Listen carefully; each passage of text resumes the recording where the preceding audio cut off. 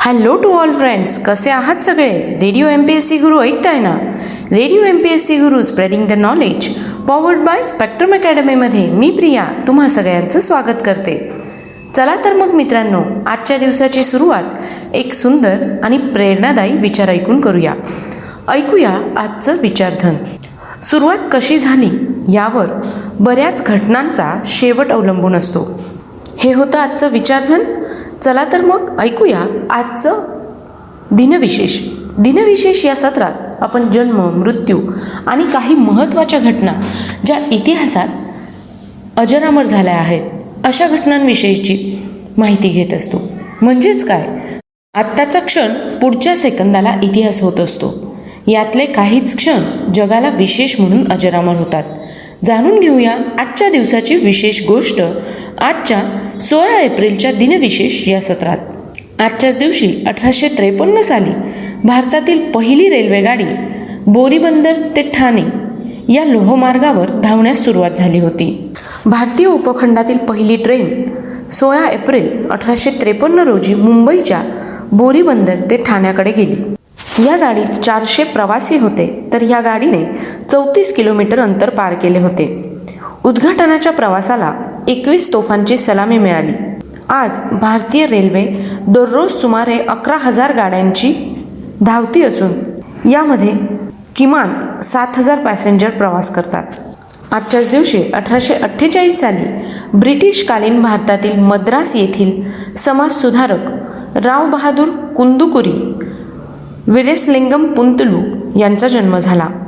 1867 साली ऑरव्हिल राईट याच्यासह इंजिनाच्या विमानाचा शोध लावणारे अमेरिकन अभियंते विल्बर राईट यांचा जन्म झाला.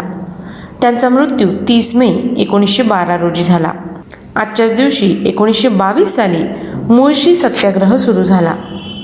मुळशी सत्याग्रह हा धरणग्रस्त शेतकऱ्यांचा भारतातीलच नव्हे तर जगातील पहिला लढा आहे असं म्हटलं तरी चालू शकतं. 100 वर्षांपूर्वी मुळशीच्या परिसरात धरण बांधण्याचा निर्णय घेतला गेला. या धरणासाठी छोटी मोठी अशी जवळपास 52 गावे आणि हजारो गावकरी विस्थापित होणार होते. ते देखील त्यांच्या नकळतपणे, त्यात त्यांच्या पुनर्वसनाचा देखील विचार केला गेला नव्हता. ही बातमी समजताच गावकरी विरुद्ध भांडवलदार यांच्यातील संघर्ष सुरू झाला. या लढ्यात शहर विरुद्ध खेडे, कारखानदारी विरुद्ध शेती, भारतीय राष्ट्रवाद विरुद्ध महाराष्ट्र धर्म, साम्राज्यवाद विरुद्ध राष्ट्रवाद अशी द्वंद्वे उभी राहिली होती. यावेळी मुळशी सत्याग्रहाचं नेतृत्व पांडुरंग महादेव बापट यांनी केलं. आता वळूया पुढच्या घटनेकडे.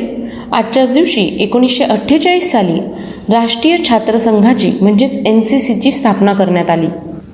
राष्ट्रीय छात्र सेना ही भारतातील देशांतर्गत असुरक्षित प्रसंगी नागरी संरक्षण व नागरी सेवकासाठी मोलाचे कार्य करणारी छात्र सेवा संघटना आहे.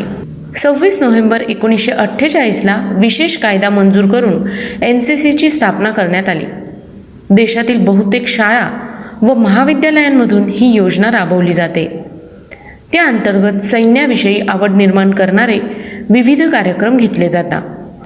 त्यातून देशाप्रती आदर व निष्ठा, प्रेम असलेले साहसी युवक तयार करणे हाच या संघटनेचा उद्देश आहे.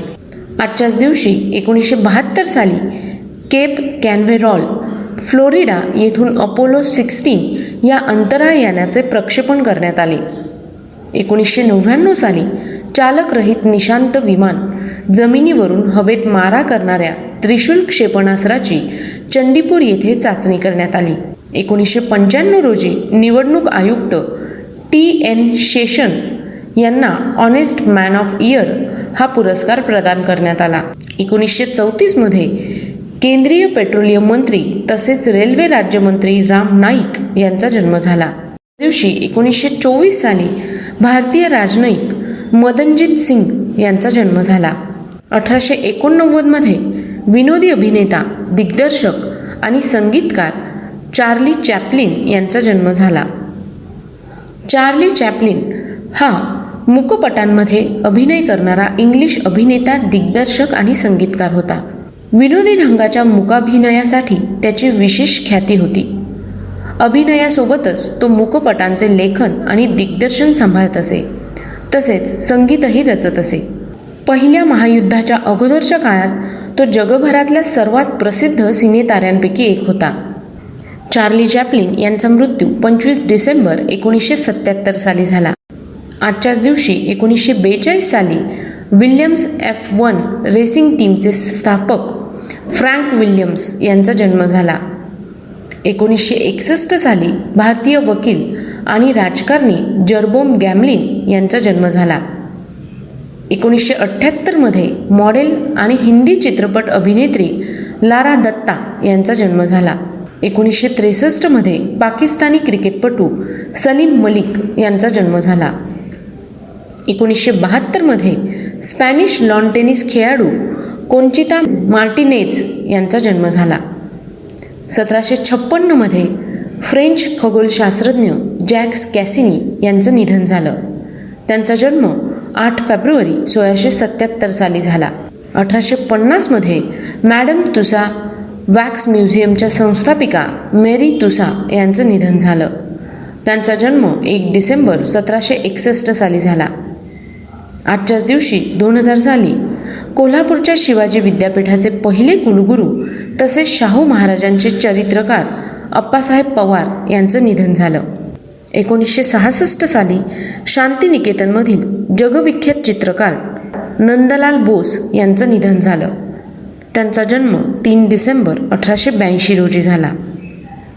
आजच्याच दिवशी 1995 साली अभिनेते आणि वकील रमेश टेहरकर यांचं निधन झालं. तर मित्रांनो, ही होती आजच्या दिवसाची विशेष गोष्ट, म्हणजेच आजचं दिनविशेष हे सत्र. तुम्हाला आमचं दिनविशेष हे सत्र कसं वाटलं ते आम्हाला नक्की कळवा. त्यासाठीचा आमचा व्हॉट्सअप क्रमांक आहे 8698 म्हणजेच 8698869880. आणि हो, तुम्ही आमचं दिनविशेष हे सत्र आमच्या यूट्यूब चॅनलवर सुद्धा बघू शकता. त्यासाठी तुम्हाला फक्त आमचं स्पेक्ट्रम अकॅडमी हे यूट्यूब चॅनल सबस्क्राईब करावं लागेल. चला तर मग मित्रांनो, मी प्रिया तुम्हा सगळ्यांची रजा घेते. पुन्हा भेटूया उद्याच्या दिनविशेष या सत्रात. तोपर्यंत ऐकत रहा radio MPSC Guru, spreading the knowledge, powered by spectrum academy.